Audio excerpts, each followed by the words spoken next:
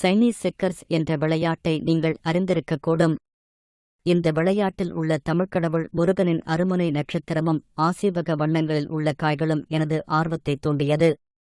இந்த விளையாட்டின் வரலாற்றைப் பற்றி நான் தேடிப்பார்த்த பொழுது கிடைத்த தகவல் இவையே. இந்த விளையாட்டு 1892ஆம் ஆண்டு ஜெர்மனியில் உருவான விளையாட்டாக சொல்லப்படுகிறது. ஜெர்மனியில் இந்த விளையாட்டை ஸ்டேன் ஹல்மா என்றழைக்கின்றனர். பிற்காலத்தில் இந்த விளையாட்டு பில் மற்றும் ஜெக் பிரேஸ்மென் என்பவர்களால் சைனீஸ் செக்கர்ஸ் எனப் பெயரிடப்பட்டு காப்புரிமை பெறப்பட்டுள்ளது. ஆனால் இந்த விளையாட்டு சைனீஸ் செக்கர்ஸ் என அழைக்கப்படுவதற்கு எந்த காரணமும் சொல்லப்படவில்லை. இந்த விளையாட்டின் உண்மையான வரலாற்றைக் கண்டுபிடிக்க முயன்ற எனக்கு 5ஆம் தமிழர் சங்க நிறுவனர் முனைவர் திருப்பாண்டியன் ஐயாவின் ஆய்வுகள் உதவியாக இருந்தன. இலங்கையில் மலைக்குடியக்கரான பத்மாசுரனை போர் செய்து வீழ்த்தியவர் முருகன்.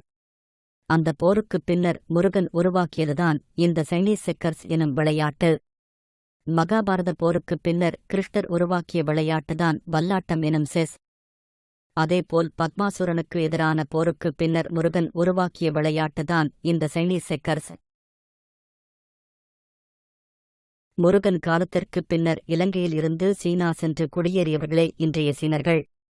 இலங்கையில் இருந்து சீனா சென்று குடியேறியவர்கள் விளையாடிய இந்த விளையாட்டு காலப்போக்கில் ஐரோப்பியர்களிடமும் பரவியிருக்க வேண்டும்.